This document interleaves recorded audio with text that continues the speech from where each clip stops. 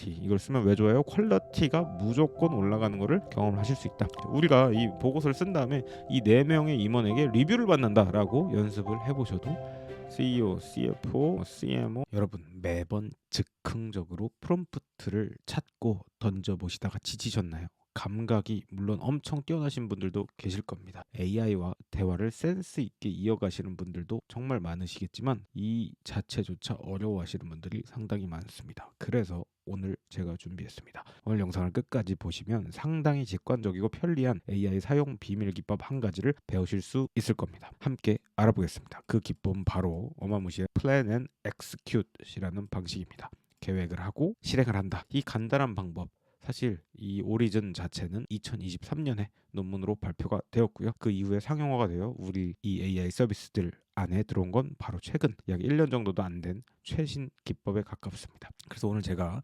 실무자들, 우리 구독자분들이 다 대다수가 이제 실무단에서 관리자분들이 상당히 많으신 것 같습니다. 어떤 지적으로 상당히 품격이 높으시고 이런 분들이 상당히 많은 걸로 제가 보아서 그에 맞는 어떤 테마를 좀 준비해봤는데 그게 바로 C레벨 CEO, CFO, CMO 뭐 이런 분들과 시니어 매니지먼트 그리고 관리자, 매니저 이상들이 될 수 있는 이런 분들을 위한 AI 활용법, 플랜 앤 엑스큐트 프롬프트 전략이라는 이 내용을 가지고 한번 이야기해 보겠습니다. 이게 랭체인 마크가 있는데 플랜 플러스 엑스큐트, 에이전트. 우리가 에이전트라는 이야기를 상당히 많이 붙이고 있죠. 요즘에는 이제 실행하는 AI, 이걸 이제 에이전트라고, 에이전틱 AI라고 이야기를 많이 합니다.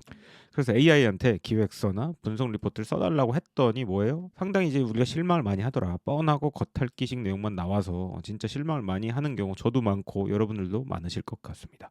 생성형 AI는 기본적으로 가장 확률이 높은 단어를 뱉어내는 넥스트 센텐스 피스를 계속 예측하는 형태로 이루어진 어떤 스태티스티컬 모델, 통계입니다. 통계. 어떤 희한한 어떤 상상의 날개를 펴셔도 좋지만 그건 자유지만 실체는 뭐다? 통계적 언어 모델입니다. 복잡한 문제를 한 번에 던지면 중간에 필요한 깊은 사고 과정을 건너뛰고 우리가 뭐예요? 성급하게 결론을 내리려고 한다라는 거죠. 이런 AI의 특성만 아셔도 이미 중수, 고수의 열반에 가실 확률이 굉장히 높습니다.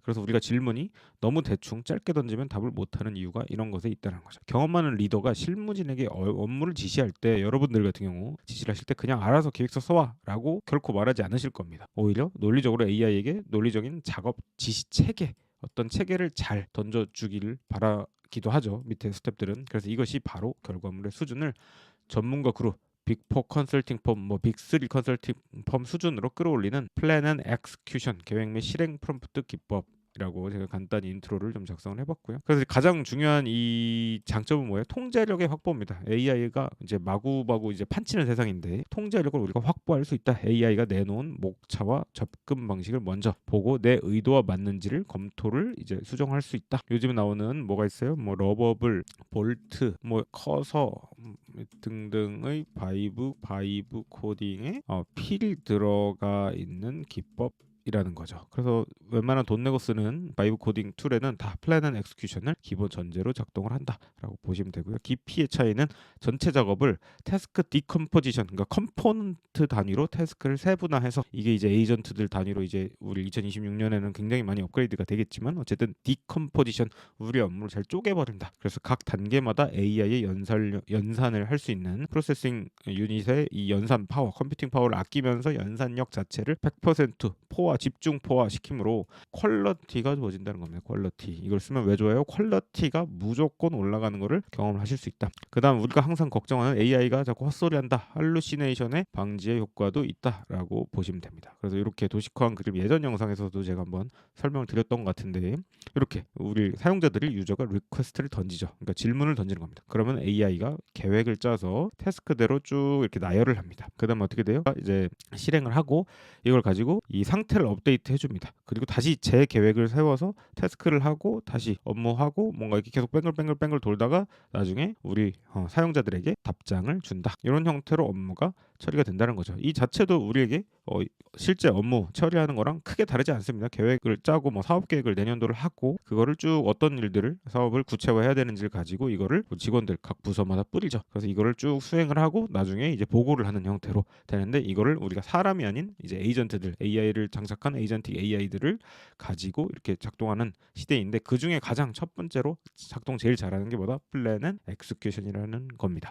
그래서 실전, 제일 해보고 싶으신 이 실전, 나만의 수석, 분석가, 애널리스트를 만들어 보는 겁니다. 아래 프롬프트 제가 만들었고 예를 들면 뭐 글로벌 경제, 기술주의 뭐 트렌드, 산업 동향, 뭐 기타 등등 내가 속한 업의 어떤 트렌드를 파악하거나 할 때는 뭐 노트북 LM을 쓰셔도 좋고 다 좋은데 거기에 뭐예요? 프롬프트에 이제 플랜 앤 엑스큐션 방식을 넣으면 좋다라고 해서 요 프롬프트를 제가 공유를 드릴게요. 그래서 역할 부여, 롤을 부여하고 우리가 페이즈 1에 어떤 계획을 세우고 페이즈 2에 엑스큐션 이렇게 실행을 해달라라고 했습니다.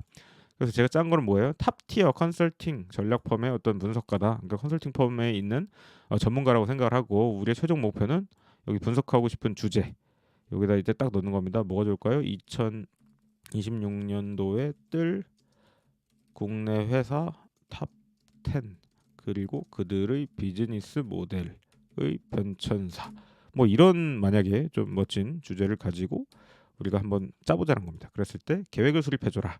이때 여기서 조금씩 어려운 단어들이 나오는데 이런 거 기억하시면 좋습니다. 미시, mutually exclusive, collectively exhaustive. 중복과 누락이 없는 원칙을 준수하라. 이런 이야기가 될 거고요.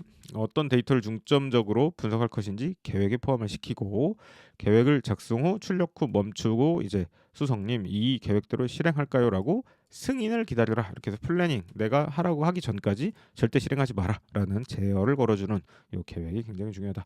그다음 뭐예요? 그래서 이제 실행을 하면은 내가 제가 실행해라고 승인을 하면 if I approve 그렇게 되면은 이렇게 쭉 해라. 한 번에 하나의 단계만 작성하고 멈춰라.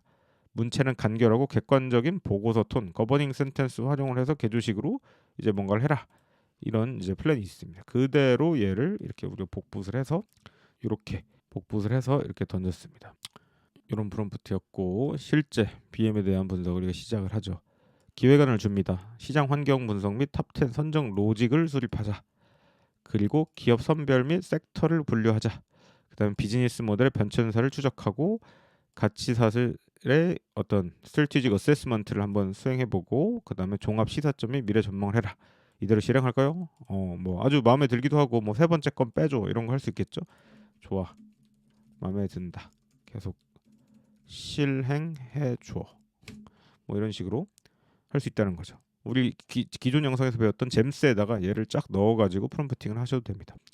그러면은 1단계 뭐 매크로가 어떻고 뭐 이렇고 해서 이걸 기반으로 하겠냐? 그래서 좋아 해줘. 이게 계속 좋다 해서 어프로브를 해주는 겁니다. 여기서 보면 코스피 200과 코스닥 150 내 신성장 섹터 기업을 위주로 뭐 하려고 합니다. 2026년 그래서 국내 유망 기업 탑10 했을 때 넥스트 젠 AI 앤 세마이 뭐 온디바이스 AI 이런 게 나오고 이런 업체들 나오죠. 당연히 하이닉스, 네이버, 현대차, 두산 에너빌리티, LG 에너지 솔루션, 엔솔, 뭐 이렇게 루닛, 레인보 로보틱스 요 이제 삼성전자가 산 로봇 회사죠.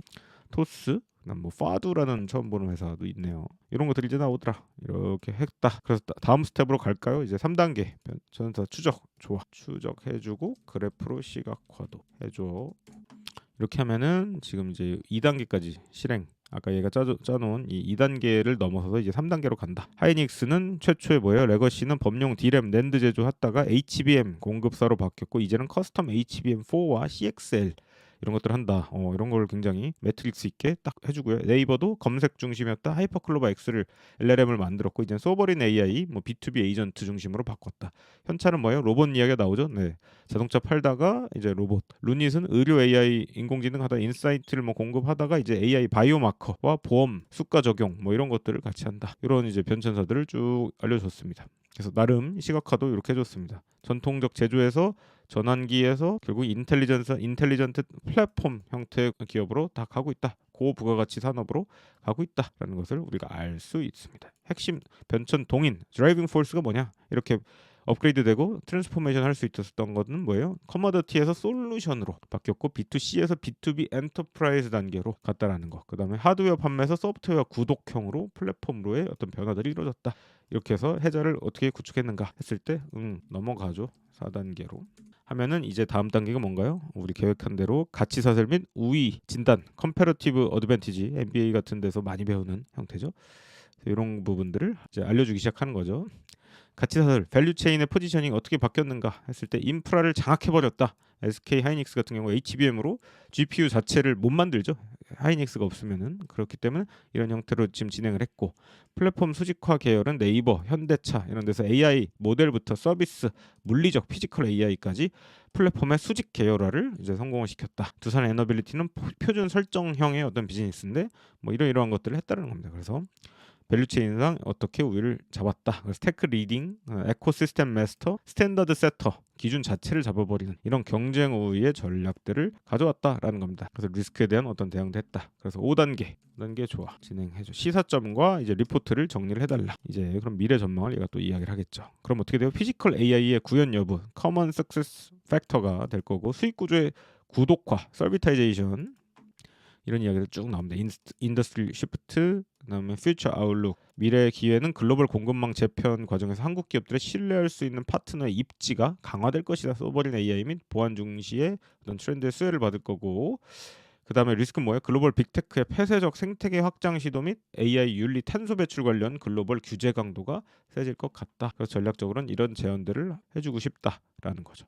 여기까지 좋습니다. 여기까지 쭉 나왔고, 여기서 우리의 어떤 실행 지침은 이제 요걸 가지고 이제 하는 거죠. 이제 객관적인 보고서 톤, 위 내용 전체를 기반으로 객관적 보고서를 써줘 하고 뭐 이렇게 프롬프트를 뒤에다가 넣어도 이제 작동을 할 겁니다. 그래서 쭉 제 보고서를 써주고 있습니다. 마켓 더미넌스와 오케이.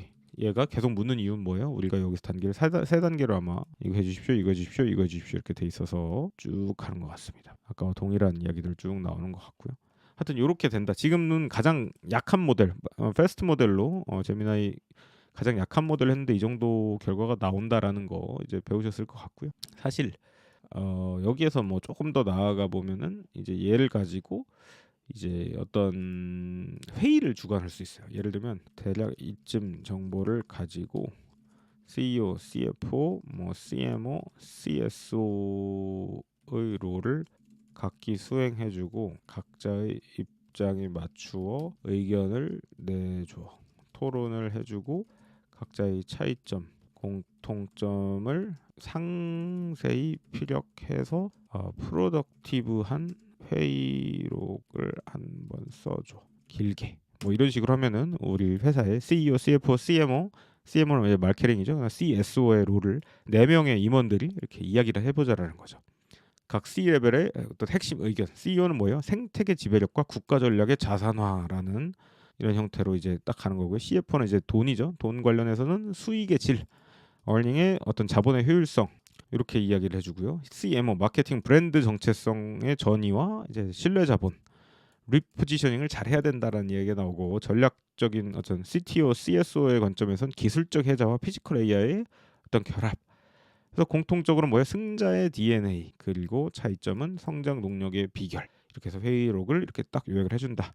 넥스트 스텝으로 C-수윗의 심도 있는 토론을 통해 뭐 이렇게 증명이 되었다라는 겁니다. 이렇게 해서 우리가 가상의 에이전트를 CEO, CFO, CMO, CSO 에이전트까지 우리가 딱 구성을 해볼 수 있다는 거예요. 회사의 4명의 임원이 아주 멋지게 대담을 해볼 수 있는 형태로 갈 수 있죠. 우리가 이 보고서를 쓴 다음에 이 4명의 임원에게 리뷰를 받는다라고 연습을 해보셔도 좋을 것 같습니다. 오늘 영상을 시청해 주셔서 고맙습니다. 감사합니다.